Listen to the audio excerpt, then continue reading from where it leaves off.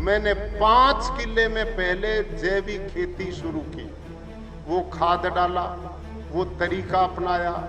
साल के अंत में सब कीट पतंग खा गए, कुछ नहीं मिला मेरे को उसमें। जिस किसान के पास है ही 2, 4, 5 किले जमीन, वो इस जैविक खेती को करेगा तो उसके तो बच्चे भूखे मरेंगे।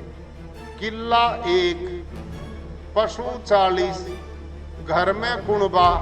बताओ किसान डांगरा न पालेगा, घर न पालेगा। 2 फसलें मुख्य रूप से योगदान करती हैं, गेहूं और एक चावल। हाँ या ना?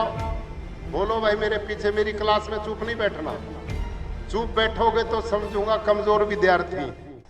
जैविक खेती क्या है मेरे को नहीं पता था। इन्होंने कहा हम ट्रेनिंग की व्यवस्था करेंगे। हमारे कर्मचारियों ने और मैंने खुद भी वो ट्रेनिंग ली। उसमें पक्के गड्ढे बनाए गए, गोबर की खाद डाली जाती है। जो केचुआ प्रयोग होता भारत का नहीं, वो विदेश से आयात किया जाता है। जैविक खेती में जो केचुआ प्रयोग होता है वो टेम्परेचर बढ़ता तो भी मर जाता है और डाउन होता तो भी मर जाता है। वो केचुआ मिट्टी नहीं खाता, केवल गोबर खाता है और उसको पेट से निकालता है। 1.5-2 महीने में उस गड्ढे को खा पी करके वो केचुए तैयार करते हैं, फिर उसको छलनी से छानते हैं। केचुए ऊपर आ जाते, खाद नीचे आ जाती। बड़ी मेहनत का काम था। मैंने 5 किले में पहले जैविक खेती शुरू की। वो खाद डाला, वो तरीका अपनाया। साल के अंत में सब कीट पतंग खा गए, कुछ नहीं मिला मेरे को उसमें। अगले साल फिर मैंने वही जैविक खेती की, लगभग 50% मिला। तीसरे साल फिर वही मैंने खेती की, लगभग 80% मिला। अब मेरे दिमाग में एक बात आई, भाई तेरे पास तो गुरुकुल में 200 एकड़ जमीन है। जिस किसान के पास है ही 2, 4, 5 किले जमीन, वो इस जैविक खेती को करेगा तो उसके तो बच्चे भूखे मरेंगे। मैंने डॉक्टर साहब पे फिर जाके कहा, डॉक्टर साहब इस जैविक खेती को 3 साल करते हो गए, इसमें तो कुछ मिला नहीं। तो डॉक्टर साहब ने कहा भाई यही है जैविक खेती। और इसके साथ इन्होंने मेरे को 2 ऐसी पुस्तक दी जो इसी यूनिवर्सिटी के साइंटिस्ट की लिखी थी, जिसमें हम बैठे हैं हिसार में, और एक एग्रीकल्चर यूनिवर्सिटी लुधियाना की। वो किसानों के नाम सिफारिशें ऐसा एक लिटरेचर निकालते थे। उसमें लिखा था जैविक खेती क्या है। अब ध्यान से सुनना मेरे भाइयों, उसमें लिखा था कि भारत देश के लोगों का पेट भरने के लिए 2 फसलें मुख्य रूप से योगदान करती हैं, गेहूं और एक चावल।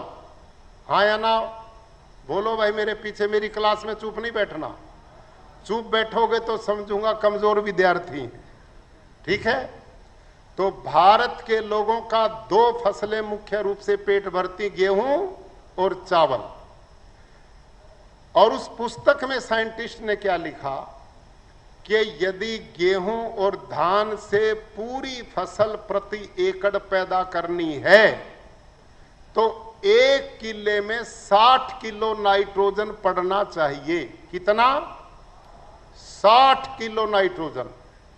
अब रासायनिक खेती हम करते हैं तो बाजार में जाओ, यूरिया खरीदो, डीएपी खरीदो, 1-1, 1.5 महीने के अंतर से खेत में डाल दो, खाद भी 60 किलो नाइट्रोजन पूरी कर देगा और फसल भी पूरी हो जाएगी। ये तो रासायनिक का तरीका है। लेकिन जैविक खेती में 60 किलो नाइट्रोजन पूरा करना पड़े तो कैसे करोगे?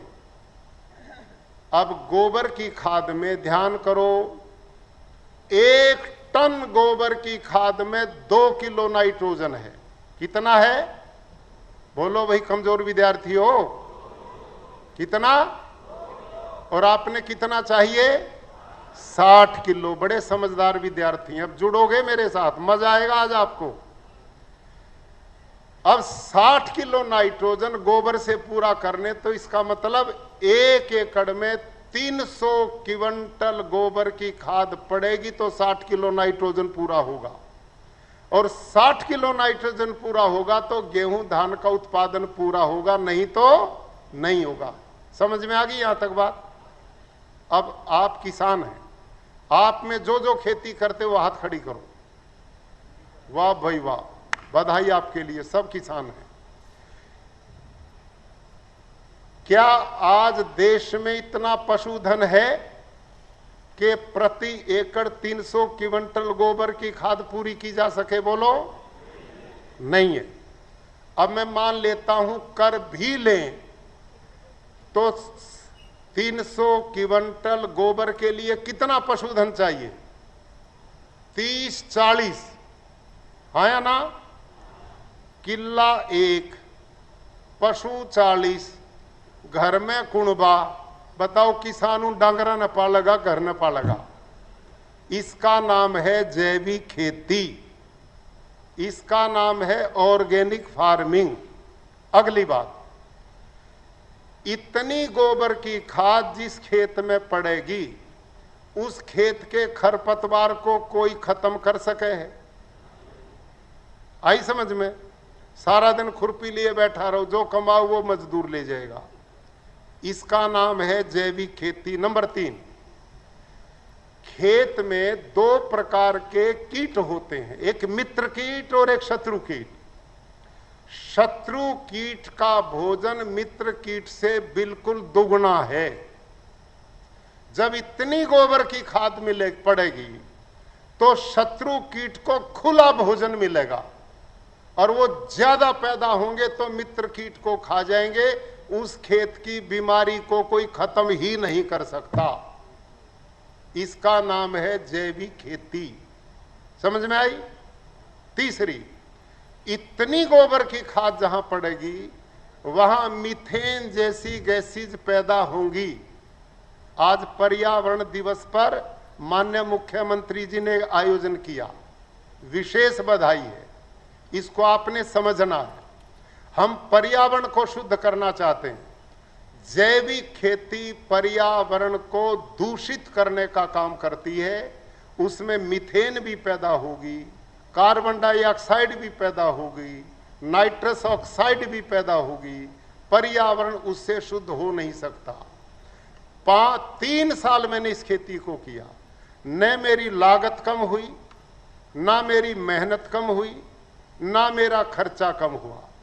इसी का परिणाम है कि भारत की केंद्र सरकार और प्रदेश सरकारें पिछले 30-40 साल से जैविक खेती को प्रमोट कर रही हैं, लेकिन देश में कहीं कोई इसके मॉडल नहीं बन पाए और लोग इससे हट जाते हैं। क्यों? क्योंकि उत्पादन पूरा नहीं मिलता, मेहनत कम नहीं होती, खर्चा कम नहीं होता। तो जैविक खेती बिल्कुल अलग है। आज तक बहुत लोग यही नहीं निर्णय कर पाते जैविक खेती क्या और प्राकृतिक खेती क्या है। तो ये जैविक खेती तो समझ गए ना आप? बोलो, ये है।